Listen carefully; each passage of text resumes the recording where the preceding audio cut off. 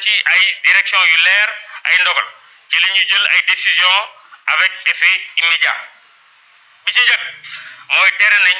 bépp rassemblement ci li ñuy wax plage maanaam ci tefes gi parce que ku nekk gis na rawatina ci période tàngaay bi ni fa nit ñi di demee si rawatina nag ci Ndakaaru waaye fépp lañ ko tere nañu également rassemblement ci terrain sport yi ci espace public yi ak ci salle de spectacle yi effet immédiat maanaam buñ ko waxee dafay dogal bi day dal di dog tere nañu également toute manifestation sur la voie publique mooy maanaam procession yi ñuy def yépp ci voie publique bi réunion yeeg ngénte yi nga xam ne day génn ba ci mbedd yi dëj yi nga xam ne day génn ba ci mbedd yi yooyu yépp tere nañ ko à partir de maintenant rawatina nag ci région Dakar ndax niveau feebar bi fi mu ci toll. wax nañ également port obligatoire de masque maanaam takk masque amul duñ ci luñ ci négocier ak lu ñu ci laam-laame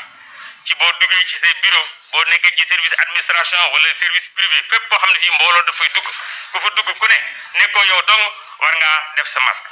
ci commerce yi maanaam marché yi ak boutique yi nit ñi dugg également ku fa dugg ku ne parce que takk sa masque moo lay aar mooy aar ki nga xam ne kii moom ngay jàkkaarloo ci transport yi rawatina transport en commun